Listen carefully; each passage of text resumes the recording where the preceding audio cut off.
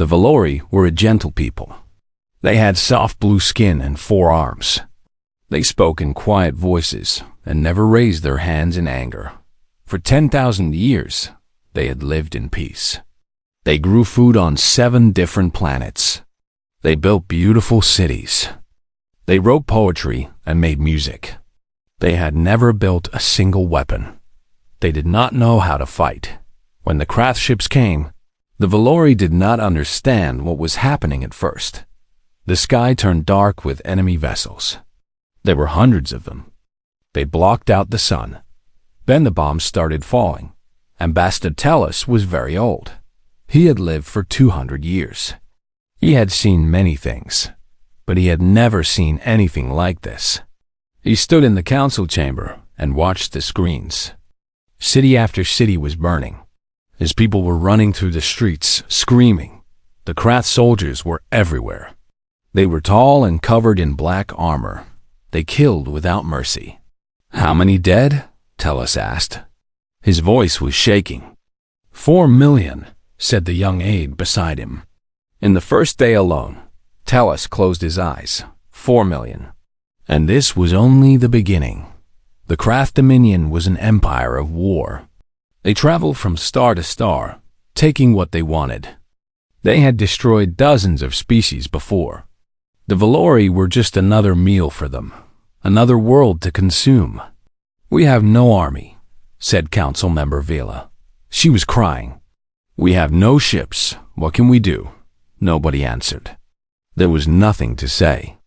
Tellus walked to the window. Outside, the sky was red with fire. He could hear explosions in the distance. His world was dying. Then he remembered something. Long ago, when he was young, Tellus had studied the old records. There were stories about a species on the far side of the galaxy. They were called humans. The story said they were small and weak-looking. They lived short lives. But the stories also said something else. They said humans were the most dangerous species anyone had ever found. The story said humans had nearly destroyed themselves once. They built weapons so powerful they could crack planets. They had pointed these weapons at each other. They had burned their own world almost to ash, but they had survived, and then they had changed. The humans had stopped fighting each other. They had united as one people. They had taken all their terrible weapons and pointed them outward at the stars. They had made a promise. They would protect the weak. They would punish the cruel. They would answer any call for help. These were just stories. Tellus did not know if they were true. The humans lived very far away. No Valori had ever met one, but the Valori had something. Deep in the oldest part of the government building, there was a machine. It was a beacon. It could send a message across the entire galaxy. The Valori had never used it. They had never needed to. "I'm going to try something," Tellus said. He walked down into the basement. The dust was thick. Nobody had been here in centuries. He found the beacon. It was old, but still working. He turned it on. The machine asked for a message. Tellus thought for a long moment. Then he spoke. "We are the Valori. We are dying. The Krath are killing us. We have no weapons. We have no ships. We have nothing but hope. We are calling to anyone who can hear us. Please, we need help. Is anyone listening?" He sent the message. Then he went back upstairs and waited. 6 days passed. The Krath continued their attack. More cities fell. More people died. The council moved to an underground bunker. They watched the destruction on screens. They had nothing else to do. Tellus stopped eating. He stopped sleeping. He just sat and stared at the wall. He had sent his message into the void. He had heard nothing back. Maybe the humans were just a story. Maybe nobody was coming. On the 7th day, Tellus was alone in his room when his communicator beeped. It was Vela. "Ambassador," she said. Her voice sounded strange. "You need to come to the command center, now." Tellus walked slowly through the tunnels. His body was tired. His heart was heavy. He entered the command center. Everyone was staring at the main screen. "What is it?" "Tell us," asked. Vela pointed at the screen with a shaking hand. There was a message. It had come from very far away, from across the galaxy. The translation computers had worked on it for an hour. The message was simple. "This is Admiral Park Do-Yun of the United Earth Black Fleet. We received your signal. We are coming. Hold on." Tellus read the message 3 times. He did not understand. "Who is this?" he asked. "What is the Black Fleet?" "We do not know," Vela said. "We have never heard of them. But Ambassador." She pulled up more data on the screen. "We detected their ships. They are moving toward us, very fast. They will be here in 12 days. "How many ships?" "Tell us," asked. Vela looked at him. Her eyes were wide. 7, she said. "But Ambassador, each ship is 3 kilometers long. And the energy readings." She stopped talking. She did not have words. Telos looked at the screen. Somewhere out there, in the darkness between stars, 7 massive ships were racing toward his world. They were coming to help. They were coming because he had asked.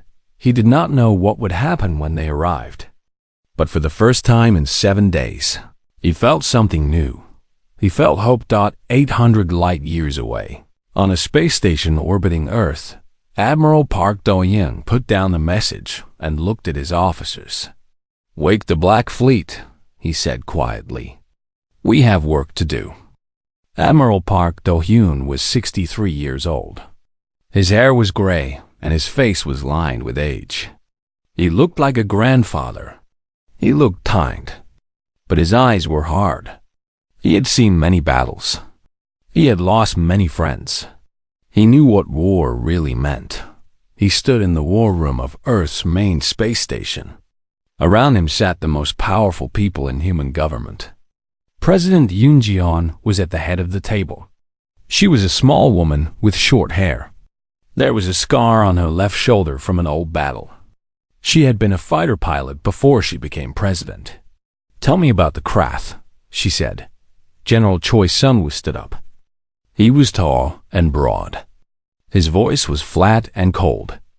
"The Krath Dominion controls 40 star systems. They are a warrior species. They conquer other worlds and take their resources. They enslave the survivors. They have destroyed at least 12 intelligent species that we know of." He showed pictures on the screen. Burned cities. Dead bodies. Slave camps. "They have never met serious resistance," he continued. "They think they are the strongest force in the galaxy." President Yoon looked at the pictures for a long moment. Then she looked at Admiral Do-Yun. "Can we reach them in time?" 12 days at maximum speed, Do-Yun said. "The Valori have maybe 30 days before they are completely destroyed. We can make it. And can we win?" Do-Yun smiled. It was not a happy smile. "They have 200 ships," he said. "We have 7. But Madam President, they have never seen what we can build. They have never fought humans." The vote was quick. Every hand went up. Every voice said yes. Earth was going to war. Across the solar system, secret shipyards began to wake up. These shipyards had been built 50 years ago, during the darkest time in human history. Back then, humans were afraid. They had just met other species for the first time. They did not know if these species were friendly or dangerous. So they built weapons. Terrible weapons. Weapons they hoped they would never need to use. They called it the Black Fleet. Captain Lee Hanna stood on the bridge of the biggest ship ever built by human hands. It was called the Shinigami, which meant death god in an old Earth language. The ship was 3 kilometers long. Its hull was painted pure black. It carried 4,000 crew members and enough weapons to destroy a small moon. Hana was 39 years old. Her black hair had streaks of gray in it. She had commanded ships for 15 years. But she had never commanded anything like this. "All systems coming online, Captain," said her first officer, Commander No Yemen. He was young, only 30, but very smart. Reactor at full power. Weapons charged. We are ready. Hannah looked out the viewport. Around her, 6 other ships just as big were powering up.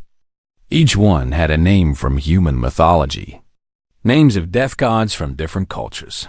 Azrael, Morrigan, Anubis, Hela, Thanatos, Izanami, and her ship, Shinigami, the 7 death gods of the Black Fleet. Below the big ships, thousands of smaller craft were launching. Fighter drones. They were called Reapers. Each one was controlled by a human pilot through a neural link. The pilot sat safely on the big ship while their mind flew the drone. This meant the drones could make turns that would kill a normal pilot. They could move in ways that seemed impossible. There were 2,400 Reapers in total. 2,400 killing machines. Chief Engineer Han Minho watched from the engine room of the Shinigami. He was 55 years old. He had helped design these ships when he was young. He had always hoped they would never be used. Reactor stable, he said into his communicator. We can maintain full power for the journey and still have plenty left for combat. Good work, Chief, came Captain Hana's voice. Prepare for slipspace jump on my mark. In the war room back on the station, Admiral Do Yoon watched his fleet prepare. President Yoon stood beside him. How long has it been since we used these ships? She asked. We have never used them, Do Yoon said. Not in real combat. They were built as a last resort. A final option if everything else failed. And now we are sending them to help strangers. Do Hyun turned to look at her. 300 years ago, we almost killed ourselves. We had nuclear weapons. We pointed them at each other. We came within hours of ending our own species. He looked back at the fleet. We survived that. We learned from it. We decided that if we ever found other life among the stars, we would be different. We would be better. We would protect the weak instead of preying on them. He paused. The Valori called for help. They have no weapons. They have no power. They have nothing to offer us. But they reached out anyway, hoping someone would hear them. His voice grew hard. We heard them. And we will answer. On the Shinigami, Captain Lihana sat in her command chair. Her crew was ready. Her ship was ready. She thought about what was waiting for them. 200 enemy ships. An empire that had conquered 40 systems. A species that had never known defeat. She was not afraid. All ships, she said into the fleet channel. This is Captain Lihana of the Shinigami. We are about to travel 800 light years to fight a war for people we have never met. Some of us may not come back, but we go anyway, because that is who we are. That is what humans do. She took a breath. Set course for Valori Prime. Maximum velocity. Let us go save some lives. The 7 black ships aligned themselves. Their engines glowed bright blue. Space itself seemed to bend around them. Then they were gone, vanished into slipspace, racing across the galaxy at speeds that broke the laws of physics. Behind them, Earth continued to spin. People went to work. Children went to school. Life went on, but everyone knew. Everyone had seen the news. The Black Fleet was awake. Humanity's most terrible weapon was now pointed at a common enemy, and somewhere out there, in the vast darkness between stars, the Krath had no idea what was coming for them. Overlord Vexus was bored. He sat on his throne on the bridge of his flagship. Around him, 200 Krath warships held position above the Valori planet. Below, his soldiers were doing their work, burning cities, capturing slaves, taking everything of value. It was all so easy. The Valori did not fight back. They just cried and begged and died. There was no challenge, no sport, Vexus had conquered many worlds, but this one was the most boring. How much longer? He asked his second in command. 3 more weeks, Overlord. Then we will have taken everything useful. The survivors will be loaded onto slave ships. Vexus made a sound of disgust. 3 more weeks of this. 3 more weeks of watching weak creatures cry. Then his sensor officer screamed. Vexus jumped up from his throne. What is it? What is happening? The sensor officer was staring at his screen. His hands were shaking. Contacts, Overlord. 7 of them. They just appeared at the edge of the system. They came out of some kind of faster-than-light travel. 7 ships? Vexus laughed. We have 200. Who are these fools? Unknown species, Overlord, but... The sensor officer swallowed hard. The ships are very large. 3 kilometers each. And they are broadcasting a message. Put it on screen. The main display flickered. A face appeared. It was a strange creature. Soft skin, no armor. Small eyes. It looked weak and fragile, but there was something in those eyes. Something hard. Something dangerous. The creature spoke. This is Admiral Park Doan of the United Earth Black Fleet. We have received the Valori distress signal. We are here to respond. You will stop your attack immediately. You will release all prisoners. You will leave this system and never return. You have 1 hour to comply. The creature paused. There will be no second warning. The message ended. For a moment, there was silence on the Krath Bridge. Then Vexus started laughing. He laughed so hard that tears ran down his face. 7 ships, he said between laughs. 7 ships against 200. These creatures are insane. His officers laughed with him. The idea was too funny. What could 7 ships possibly do? Send 50 destroyers, Vexus ordered. Destroy them. Show these humans what happens when they challenge the Krath Dominion. 50 Krath destroyers broke away from the main fleet. They turned toward the human ships and accelerated. Their weapons were charged. Their crews were eager for a real fight. On the bridge of the Shinigami, Tactical Officer Kim Yuna watched the enemy approach on her screen. 50 contacts incoming, Admiral, she reported. They will be in weapons range in 40 minutes. Admiral Do-hyun stood in the center of the bridge. He had not sat down since they arrived. His hands were clasped behind his back. His face showed no emotion. Launch the Reapers, he said calmly. Defensive formation. Let them come to us. All across the 7 dreadnoughts, bay doors opened. Thousands of small fighters poured out into space. The Reapers. Each one was controlled by a human pilot through a neural link. Each one was fast and deadly, and could move in ways that seemed impossible. In the pilot bay of the Shinigami, Lieutenant Kwantihi lay in her neural pod. Her eyes were closed. Her mind was connected to her Reaper drone. She could feel the ship like it was her own body. She could see through its sensors. She could move its wings like they were her arms. Around her, 300 other pilots lay in their pods. 300 minds flying 300 drones. And that was just on the Shinigami. The other 6 ships had their own pilots. All Reapers, form up, came the command through the neural link. Engage on my mark. The Krath destroyers came closer. They were confident.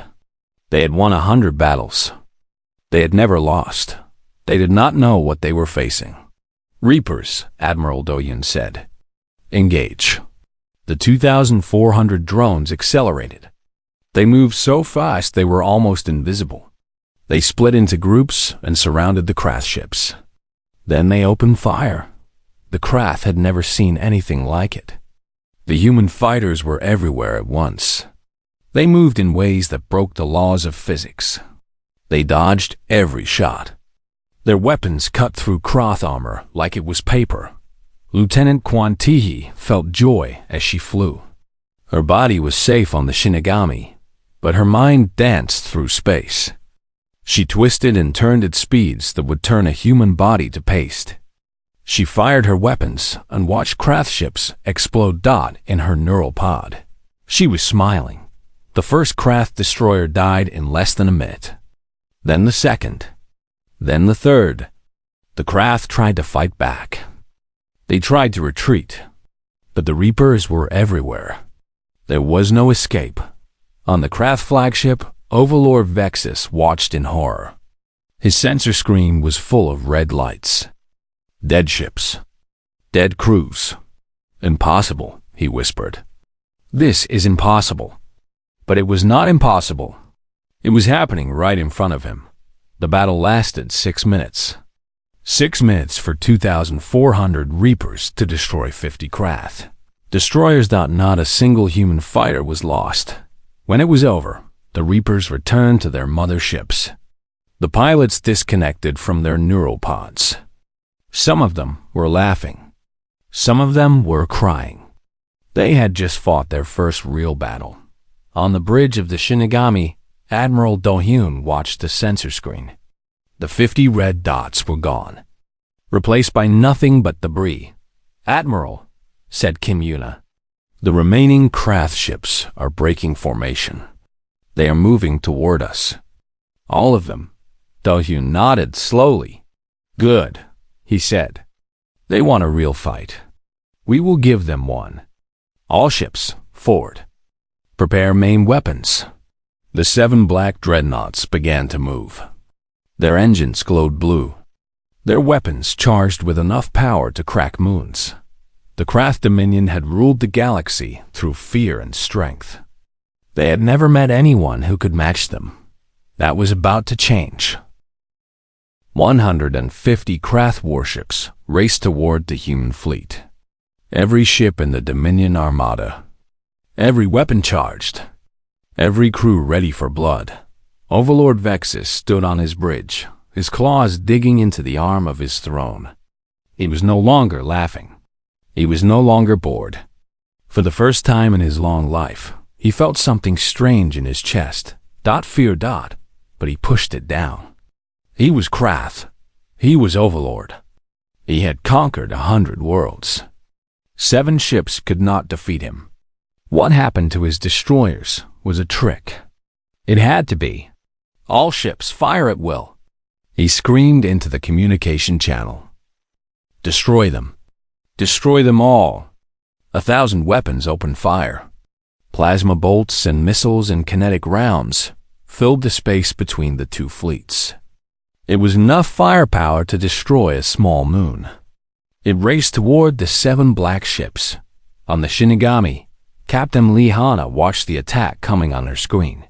"Brace for impact," she said calmly. The crew grabbed their consoles. They held their breath. The wall of fire hit. The human ships and nothing happened.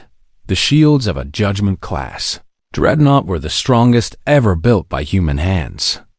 They had been tested against asteroid impacts. They had been designed to survive anything.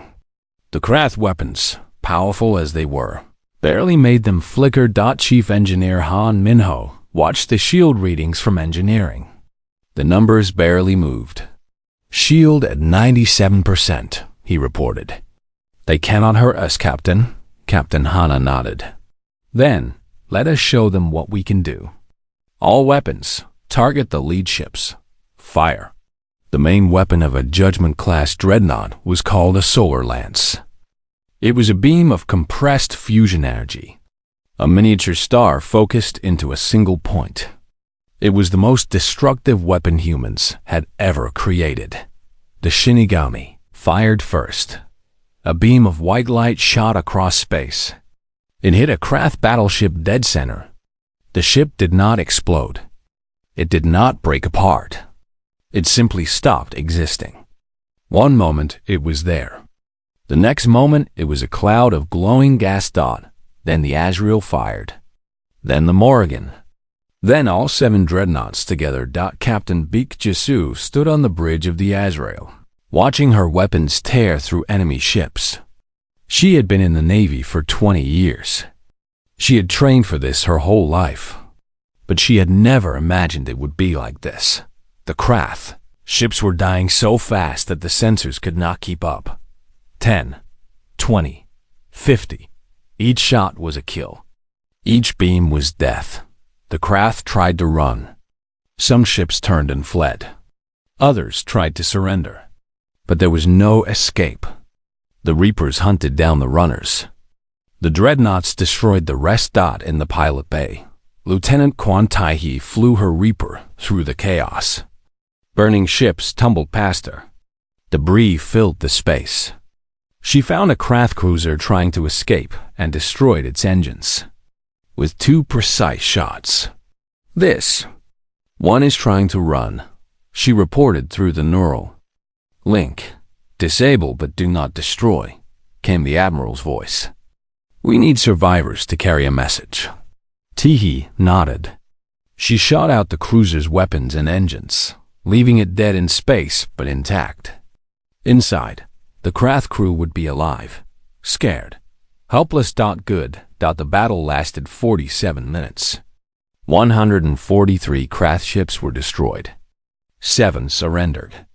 Not a single human ship was even damaged, almost. Toward the end, a Krath destroyer made a suicide run at the Shinigami. It crashed into the ship's side, breaking through the shields for just a moment before exploding. The impact killed 32 crew members. Captain Lee Hanna stood in the damaged section after the battle. The bodies had been removed, but the blood was still there. She knew all of them. She had served with some for years. Commander No Yemen stood beside her. These are the only human casualties, he said quietly. 32 out of 28,000. It is a miracle. It does not feel like a miracle, Hana replied. It feels like 32 people I failed to protect. She closed her eyes for a moment. Then she straightened her shoulders. But we finished the job. The Valori are safe. That matters too. On the Krath flagship, Overlord Vexus sat in darkness. His ship was crippled. His fleet was gone. Everything he had built, everything he had conquered, destroyed in less than an hour. The main screen flickered to life. A human face appeared. It was young, a female with dark hair. Her name tag said Seo Yunji. She was just a communications officer. But her eyes were hard as steel. Overlord Vexus, she said. Admiral Park Do-hyun wishes to speak with you about terms. Vexus said nothing. He had no words left. The screen changed to show the Admiral. The old human with the kind face and the hard eyes. You will release all Valori prisoners, Do-hyun said. You will take your surviving ships and leave this system. You will never return. Vexus found his voice. And if I refuse, then you will die here. And we will come to your homeworld. And we will destroy everything you have ever built. There was no anger in the human's voice. No hatred. Just cold, simple truth. But that is not what we want, Do-hyun continued. We did not come here to destroy you. We came to stop you. To teach you a lesson.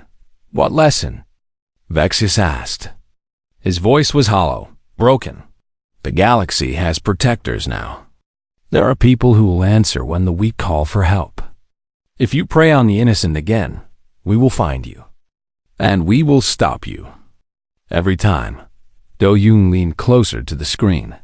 Go home, Overlord. Tell your people what happened here. Tell them what humans do to those who hurt the helpless. And make sure they never forget. The screen went dark. Vex sat in silence for a long time. Then he gave the order. The surviving Krath ships gathered their wounded. They released the Valori prisoners. They turned toward home. As they left the system, Vexus looked back at the 7 black ships. They hung in space like gods of death, silent, patient, waiting. He knew he would see them in his nightmares for the rest of his life. And he knew that was exactly what the humans wanted. Ambassador Telos had watched the battle from an underground bunker. The screen showed everything. The craft ships burning, the black dreadnoughts advancing. The end of the nightmare. When the last craft ship fled, the bunker fell silent. For a long moment, nobody moved. Nobody spoke. They could not believe what they had seen. Then someone started crying. Then someone else started laughing. Soon the whole bunker was filled with sounds of joy and relief. They were alive. Against all odds, they were alive. Telos did not celebrate. He walked to the surface and looked at the sky. The smoke was still rising from the ruined cities. The ground was still black from the fires. His world was broken, but above him, through gaps in the clouds, he could see 7 black shapes. The human ships. They had come. They had saved his people. Now they were descending through the atmosphere. Admiral Park Do-hyun landed his shuttle in a field that had once been a garden. Now it was ash and broken stone. Bodies had been removed, but the ground was still stained with blue Valori blood. He stepped out of the shuttle alone. No guards, no weapons. Just an old man in a gray uniform. Telos walked toward him. The human was shorter than he expected. Smaller. He looked tired. He looked sad. "You came," Telos said. His voice was shaking. "We sent a message into the void, hoping someone would hear. And you came." Do-hyun looked around at the destruction. His face was full of pain. "I am sorry we could not come sooner," he said quietly. "I am sorry for all that you have lost." Telos felt tears in his eyes. "Why?" he asked. "Why did you come? We are nothing to you. We have nothing to offer.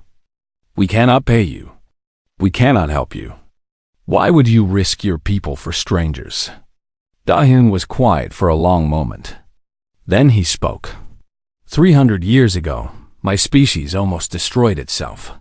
We had weapons that could crack planets, and we pointed them at each other. We burned our cities. We poisoned our oceans. We came within hours of ending our own existence. He looked at Telos. We survived. We changed.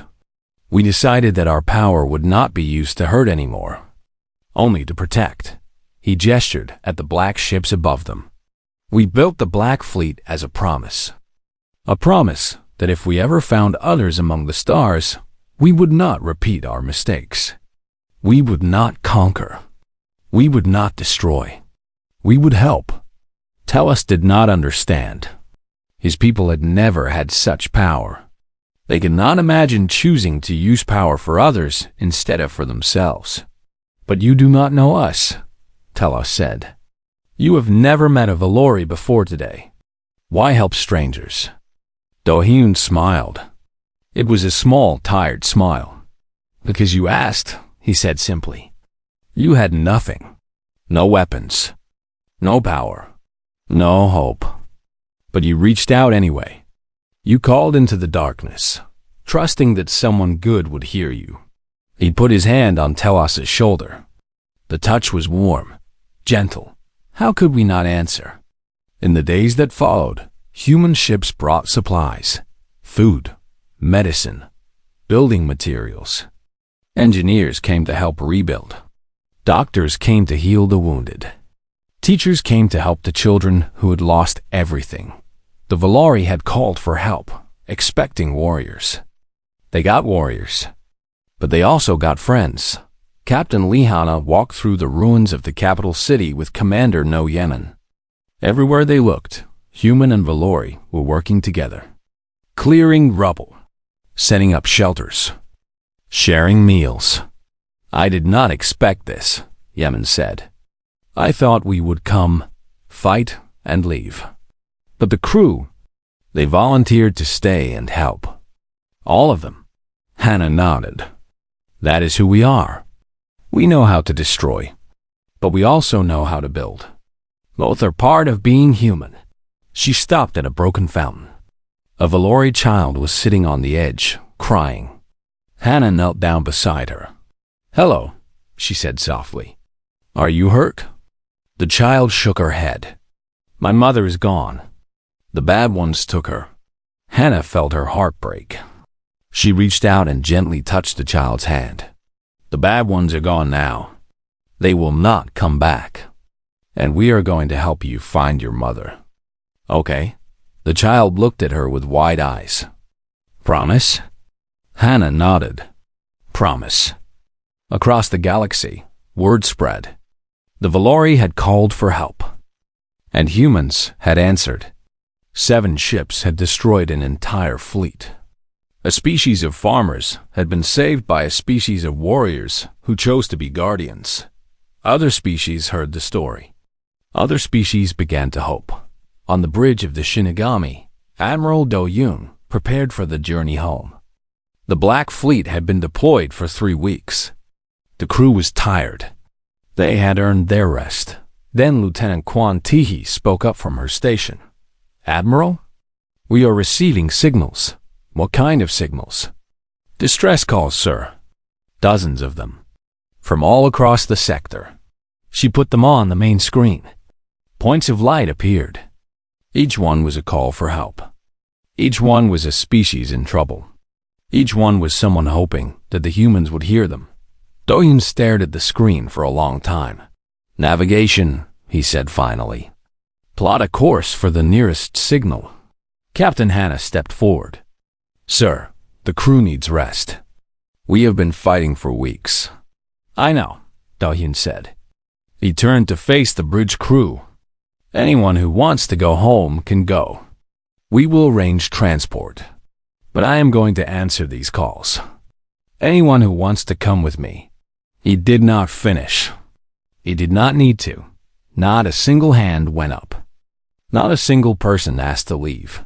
Lieutenant Quan Tihi smiled from her station. Course plotted, Admiral. Ready when you are. Do-yoon nodded. He sat down in his command chair. He looked at the stars on the screen.